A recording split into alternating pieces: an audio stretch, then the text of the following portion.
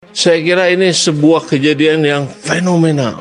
Jadi kerinduan terhadap sosok pemimpin yang jujur, amanah.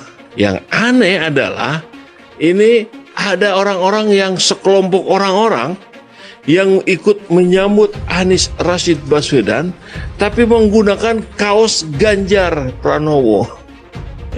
Kan aneh ya. Kenapa ini? Kok bisa terjadi? Ini langsung terjawab sebetulnya dari judul ini. Usai dapat sembako di acara relawan Ganjar, antusias jumpai Anies. Insya Allah Anies Presiden 2024. Orang-orang tidak tahu yang namanya Anies Baswedan.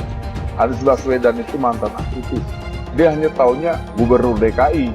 Orang tidak tahu bahwa Anies Baswedan itu aktivis. Ingat, makanya berpikir itu yang benar.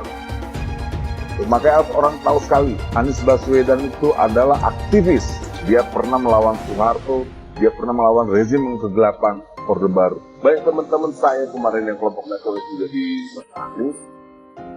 Jadi ini saya khawatir para cepu ini, para peliharaan ini yang selalu menarasikan bangsa ini menjadi terbelah, semakin terpolarisasi. Ya ini perilaku sebenarnya bukan buzzer, saya anggap para pemecah belah bangsa.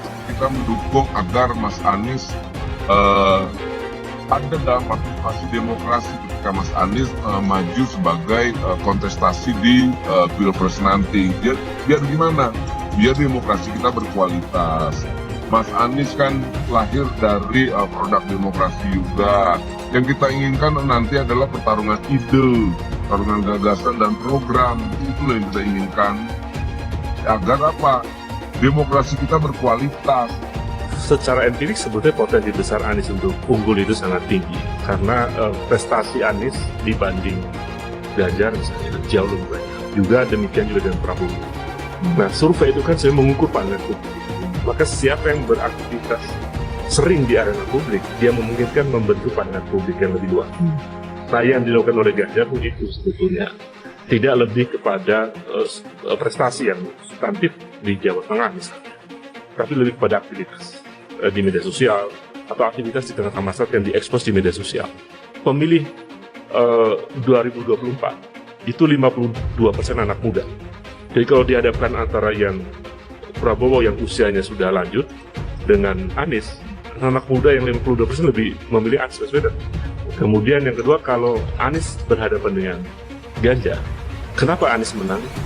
Karena masanya Prabowo tidak akan memilih Ganjar, masa Prabowo akan memilih Anies. Luar biasa ya.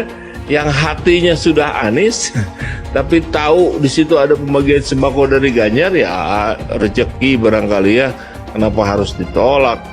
Nggak boleh malah nolak rezeki. Ya sudah, diambil sembakonya, dikasihin kaos, dipakai kaosnya. Kemudian karena hatinya Anies, datanglah rombongan puluhan ini menyambut Anies Rashid Baswedan. Dan kita lihat di setiap acara Pak Anies itu, saya menyaksikan sendiri secara langsung dengan mata kepala sendiri, tidak ada bagi-bagi amplop, tidak ada.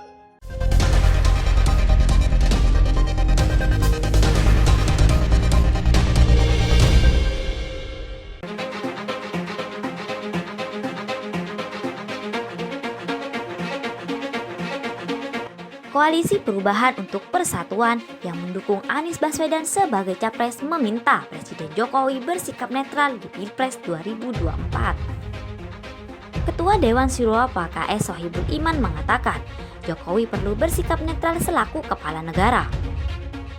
Salah satu bahasan kami berharap Pak Jokowi dengan kenegarawannya bisa bersikap netral, sehingga kepemimpinan ke depan lahir dari kompetisi yang fair, ucapnya saat konversi pers di Jakarta.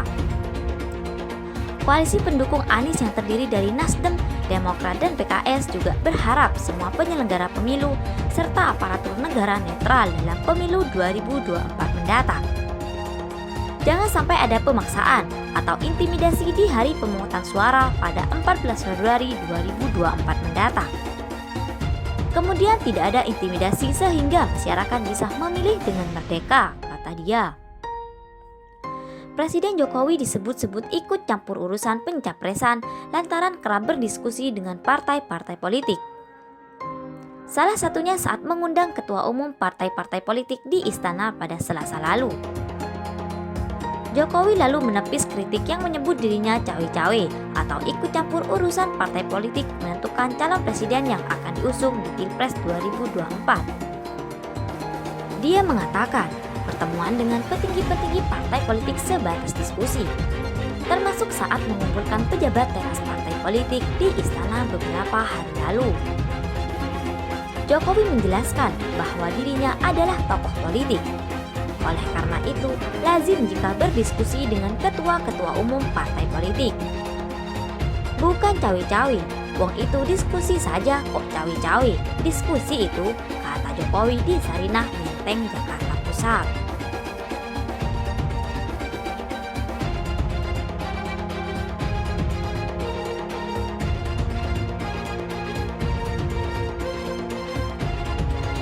Koalisi Perubahan untuk Persatuan yang mendukung Anies Baswedan sebagai capres meminta Presiden Jokowi bersikap netral di Pilpres 2024. Ketua Dewan Syuro PKS Sohibul Iman mengatakan Jokowi perlu bersikap netral selaku kepala negara. Salah satu bahasan kami berharap Pak Jokowi dengan kenegarawannya bisa bersikap netral sehingga kepemimpinan ke depan lahir dari kompetisi yang fair, ucapnya saat konversi pers di Jakarta.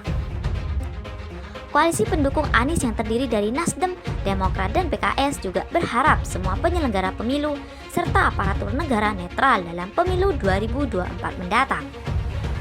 Jangan sampai ada pemaksaan atau intimidasi di hari pemungutan suara pada 14 Februari 2024 mendatang. Kemudian tidak ada intimidasi sehingga masyarakat bisa memilih dengan merdeka, kata dia. Presiden Jokowi disebut-sebut ikut campur urusan pencapresan lantaran kerap berdiskusi dengan partai-partai politik. Salah satunya saat mengundang ketua umum partai-partai politik di istana pada Selasa lalu. Jokowi lalu menepis kritik yang menyebut dirinya cawe-cawe atau ikut campur urusan partai politik menentukan calon presiden yang akan diusung di Pilpres 2024. Dia mengatakan pertemuan dengan petinggi-petinggi partai politik sebatas diskusi, termasuk saat mengumpulkan pejabat teras partai politik di istana beberapa hari lalu. Jokowi menjelaskan bahwa dirinya adalah tokoh politik. Oleh karena itu, lazim jika berdiskusi dengan ketua-ketua umum partai politik. Bukan cawe-cawe, wong itu diskusi saja kok cawe-cawe. Diskusi itu, kata Jokowi di Sarinah, Menteng, Jakarta Pusat.